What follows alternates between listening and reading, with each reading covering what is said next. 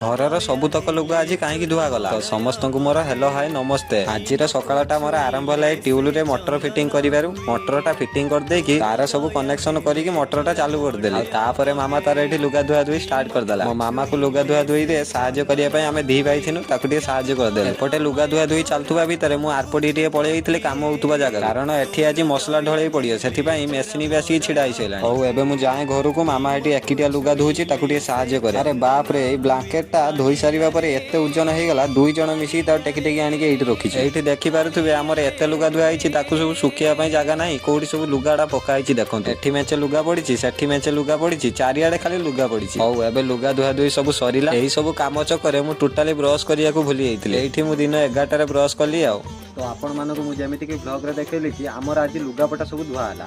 ତ ଲୁଗାପଟା ଧୁଆ ହେବାର ମୁଖ୍ୟ କାରଣ ହେଉଛି କି ଆଗକୁ ଆସୁଛି ଦୋଳ ପୂର୍ଣ୍ଣିମା, ଯୋଉଟାକି ଆମର ବହୁତ ବଡ଼ ପର୍ବ। ତ ସେଇଥିପାଇଁ ଲୁଗାପଟା ଆଜି ସବୁ ମାମା ଧୋଇଦେଲା। ତ ଆଜି ପାଇଁ ଏତିକି, ପୁଣି ଦେଖା ହବା ଆଉ ଗୋଟେ ନୂଆ ଫ୍ରେଶ ଜବରଦସ୍ତ ମିନି ବ୍ଲଗରେ। ରହୁଛି, ନମସ୍କାର।